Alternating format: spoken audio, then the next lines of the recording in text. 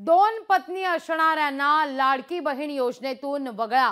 मनसे नेते प्रकाश महाजन यांची सरकारकडे ही मागणी आहे आणि 2 पेक्षा अधिक अपत्य असणाऱ्यांना देखील योजनेतून वगळा असं महाजन म्हणतात। रहिवासी दाखल्याची अट शिथिल करण्याला आक्षेप आहे।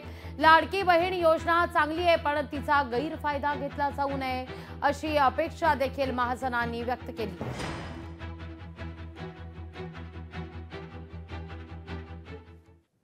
या योजनेमध्ये जे डोमेसाइल सर्टिफिकेटची अट काढून टाकली आहे आणि त्याच्या जागी रॅशन कार्ड आहे, त्याच्या जागी मतदान कार्ड आहे।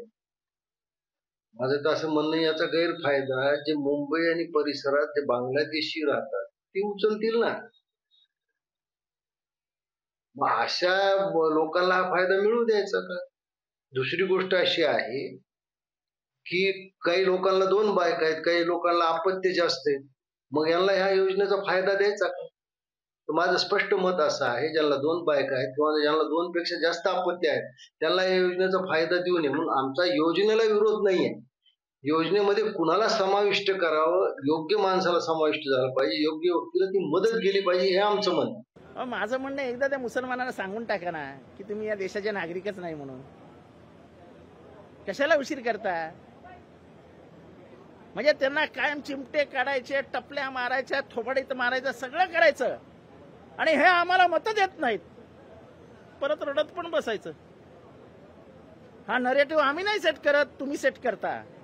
हे वास्तव आहे की तुम्ही मुसलमानांना छळतात। आम्हाला त्यांच्यावर कुठली प्रतिक्रिया द्यायची नाही, पण महाराष्ट्र हा पुरोगामी विचाराचं राज्य आहे। अशा पद्धतीच्या धर्माच्या बद्दलचं कोणी टीका करत असतील तर त्याच्यावर शासनाने तातडीने कारवाई करावी, ही भूमिका आमची आहे। आता सरकारचा नियम आहे, माननीय मुख्यमंत्री आणि हे सगळे भेटत असतात, ते घेतील निर्णय। आता सरकारचा नियम आहे, माननीय मुख्यमंत्री आणि हे सगळे भेटत असतात, ते घेतील निर्णय। मनसेनं काय मागणी केलेली आहे त्याची माहिती घेऊ, त्याची पडताळणी करू आणि त्याच्याबद्दल कशा पद्धतीने निर्णय घ्यायचा किंवा काय निर्णय घ्यायचा याच्यावर निर्णय। लोकशाही मराठी ऐका, पहा, जागरूक रहा।